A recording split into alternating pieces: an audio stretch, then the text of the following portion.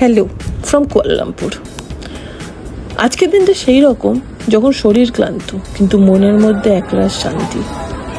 আমরা ঠিক করলাম হোটেল থেকে হেঁটেই যাব প্যাভিলিয়ন কুয়ালালামপুর।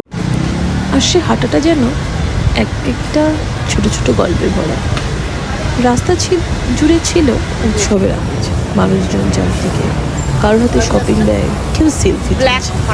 সত্যি বলতে এখানেও যেন আমাদের ওখানকার মতো ক্রিসমাস সেজে উঠেছে। হাঁটতে হাঁটতে আমি বারবার ওপরের দিকে তাকাচ্ছিলাম। উঁচু উঁচু বিল্ডিংগুলো আলোয় মালায় সাজানো, চারপাশের রাস্তায় ফেয়ারি লাইটস, আর রাস্তার ধারে মাঝে মাঝে ছোট ছোট দেখে সুন্দর লাগছে। প্যাভিলিয়ন পৌঁছাতে পৌঁছাতে একটু হাঁপিয়ে পড়েছিলাম ঠিকই, কিন্তু জায়গাটায় পা রাখার পরেই ক্লান্তি যেন গায়ে থাকলো না। ক্রিসমাস ট্রি, চারপাশে লাল সোনালি সাজ, আর ঢোকার মুখে এমন একটা ঝলমলে লাইটের আর্চ, ঠিক যেন সিনেমার সেট। আর তখনই শুরু হলো বলছি,